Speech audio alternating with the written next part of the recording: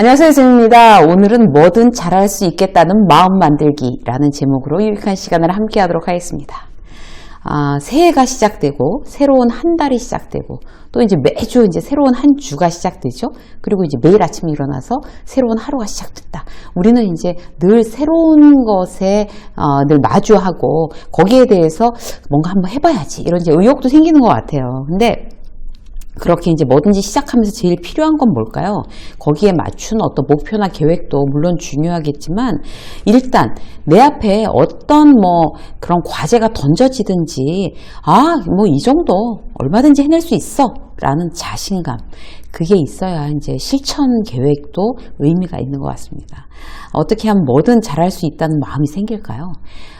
이제 저 같은 경우에는 비교적 자존감이 높고 자신감도 있는 어떤 이제 천성적으로 좀 그런 것 같아요.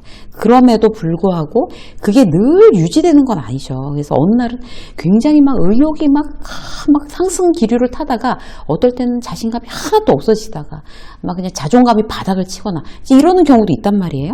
그래서 중요한 건 뭔가 하면 어떤 그런 이제 뭐든지 할 수 있어 라는 어떤 그런 자신감이 꾸준히 유지되는 게 대단히 중요한 것 같아요.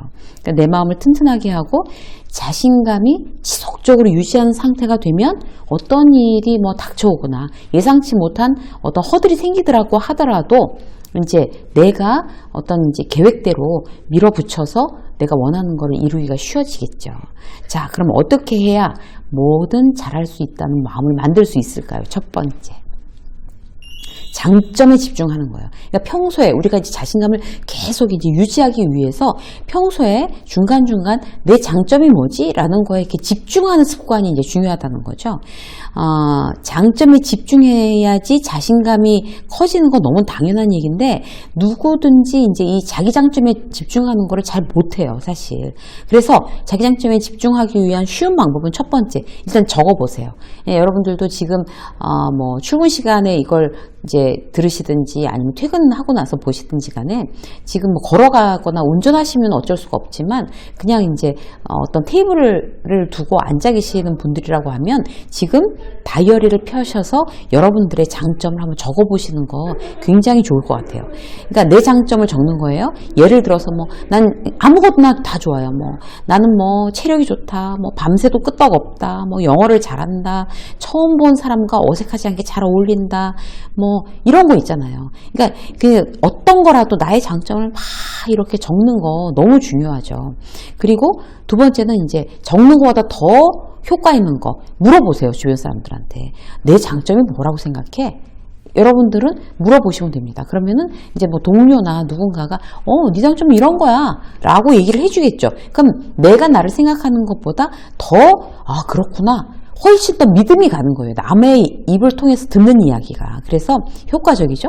세 번째는 어떤 건가 하면 자신감을 주입하는 이제 행동을 하셔야 돼요. 그런 장점을 이렇게 막 이제 최대한의 어떤 효과를 내게 하기 위해서 우리가 이제 자신감을 강제로 주입하는 거죠. 단기 목표를 쉬운 걸로 잡는 거예요. 그러니까 사흘 동안, 이제 일주일도 너무 길어요. 사흘 동안 아니면 이틀 동안 내가 매일 사흘 동안 매일 1시간씩 뛰자. 아니면 사흘 동안 얇은 책 한 권 이거 끝까지 다 보자. 아니면 일주일, 이건 일주일은 할 수 있다. 일주일 내내 아침에 방 정리를 하고 출근을 하자. 이런 거 있잖아요. 그런 것들을 이제 사흘 동안 해냈어. 완료, 완성, 이런 거 있잖아요. 성공. 이런 것들이 나한테 점점 어떤 이제 이런 게 바로 나의 장점이었어. 이렇게 성실한 면이. 이런 걸 추가할 수가 있는 거죠.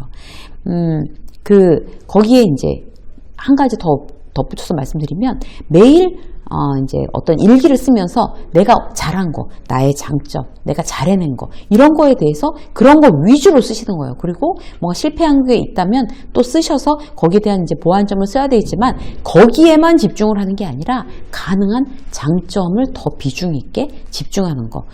우리가 정말 어떤 일이 닥쳐와도 잘할 수 있어 라고 하면 나의 이 어떤 이제 사고의 이 패턴 자체가 내 장점을 잘 알고 거기에 대해서 자신감을 이제 가지고 있는 그런 걸 해야 되겠죠. 자, 두 번째, 뭐든 잘할 수 있어 라는 어떤 자신감을 계속 유지하기 위해서 나한테 잘해주셔야 됩니다. 나 스스로에게. 그 중에서 이제 가장 중요한 건 뭔가 하면, 밥을 제대로 먹는 거예요. 식사를 제대로 하는 거. 이거는 정말 여러분들한테 간곡하게 말씀을 드리고 싶어요.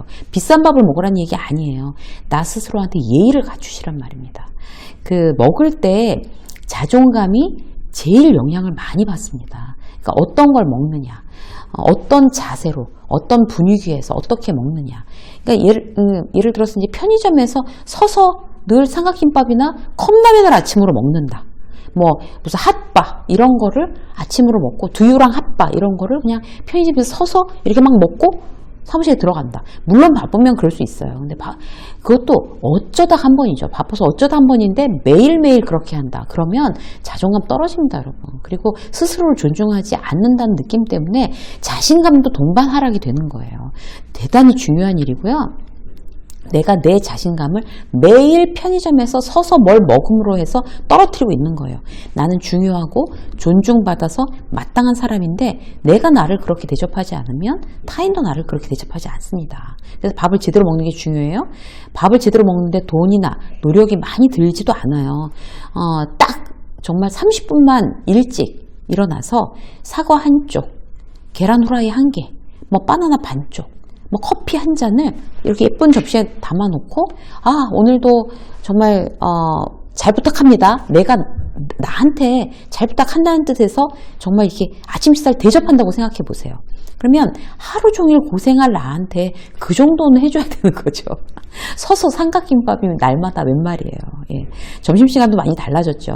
팀원들이랑 같이 안 먹고 그냥 혼자서 밥을 점심시간을 즐기고 싶어하는 그런 MZ세대가 많이 생겨났죠. 뭐 자기들끼리 먹든지 혼자서 먹든지 뭐 어떻게도 상관이 없어요.